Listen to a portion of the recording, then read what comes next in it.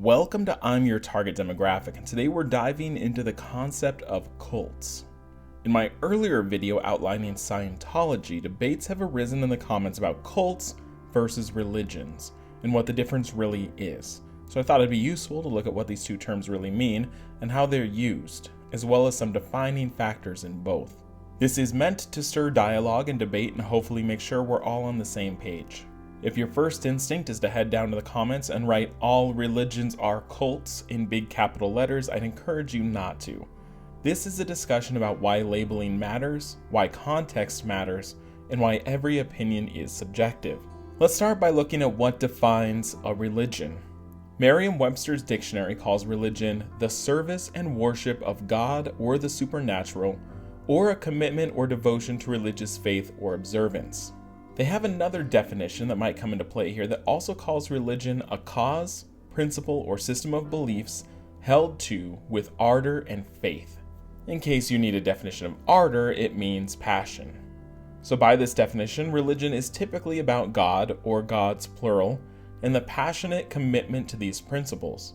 It could also mean supernatural, in that some religions might worship things that might be considered supernatural by others, including aliens, ghosts, and gods that might be foreign to us.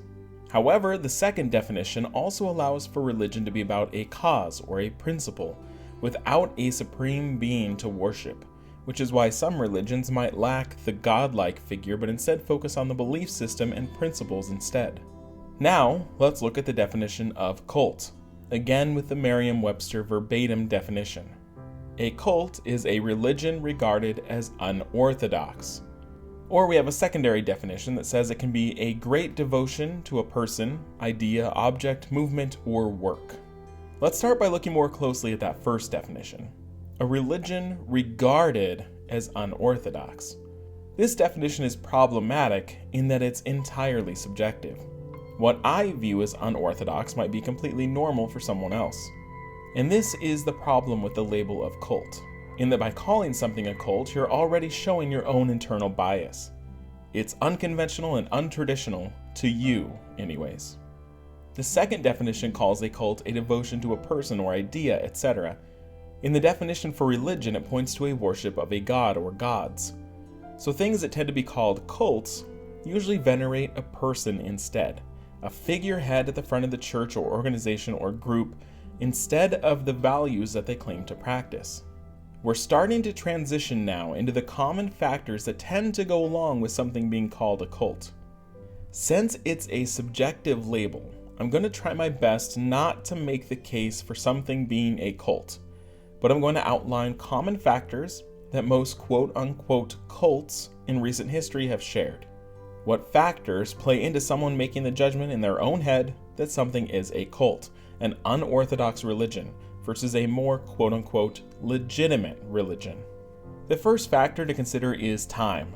Religions or practices that have been around for a long time have more social capital. New religions may seem outlandish to some, but it's because it's new. Imagine if the story of Christ and the crucifixion happened now, today, and people were now claiming that he came back from the dead and is now the only way to salvation. It would likely be perceived the same way that some newer religions have been treated. But older faiths have the benefit of thousands of years of history to legitimize them. Therefore, newer religions are quicker to be labeled as cults, as opposed to religions that have been called religions for thousands of years. Another major factor that may affect how we view cults is the aspect of secrecy. The more secret an organization is, the more likely people view it as potentially dangerous. What is there to hide? Often there might be books that are not available to the public. There may be places that only members can go. There may be secrets that only longtime members have access to. If a group is open and transparent, it's much harder for people to feel threatened, though it's not impossible. When we say dangerous, that leads to a few more traits that groups usually classified as cults have in common. Firstly, it might be perceived as dangerous if it's taking your money. Groups that either cost major money to join, demand regular payments, or ask members to give up all of their money and material goods altogether are often seen as predatory, assuming that this money is going into someone else's pockets or the organization's pockets. Now, most religions rely on donations and tithes to function, but I think the clear line here is demand. If you have to pay for certain rights and privileges, it appears much more as a money-making scam as opposed to a legitimate religion. These groups can also be perceived as dangerous if they ask you to give up family and friends that don't share their values. In most groups that are commonly referred to as cults, the members must leave their friends and family, either to relocate to a confined living space with other believers, or the group asks that they disassociate with friends and family even if not physically moving away. The general thinking on this is that friends and families have the most sway over the person, so by removing them, they're also removing the strongest oppositional voices and leaving the member vulnerable and entrenched. So if you notice a friend or family member that is distancing themselves, you might want to look into it.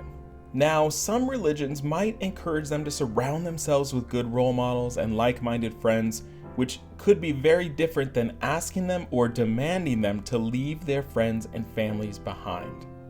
There is a major difference. Most organizations that are usually referred to as cults have a strong leader. Referring back to our opening definition, they idolize a person, usually a charismatic leader. This overflowing charisma is usually the first thing to draw a new member in, before becoming overtly predatory. Criticizing this public figure is often an offense that could remove you from the organization. It's that severe. In the opening, I also talked about the quote-unquote unorthodox beliefs. Groups referred to as cults typically have beliefs that are not traditional to most people, and they vary greatly, even from other religious groups. You might see groups that focus on aliens or space, such as groups like Heaven's Gate, that committed suicide as a comet passed overhead. And we see the planet as a stepping stone. Planet Earth, a stepping stone. You might see sects of Christianity that vary so greatly from other Christian beliefs that it's called a cult. Some groups are extremely violent in what they want and demand, so their beliefs are often violently opposed to the mainstream. One of the most famous and destructive cults to look at here is Jonestown, a utopian community in South America where over 900 Americans moved and then committed mass suicide or were potentially murdered by drinking Kool-Aid laced with cyanide. The term drinking the Kool-Aid comes from this event. It combined a few of the traits we've just talked about, including an unorthodox way to live by moving out to a utopian environment, leaving your friends and family behind, and a strong, charismatic leader. So again, a lot of these factors can be subjective, though some are much more black and white. Since the term cult carries such a heavy negative connotation, it might be wise to be specific when talking with friends or family that might be engaged in dangerous activity.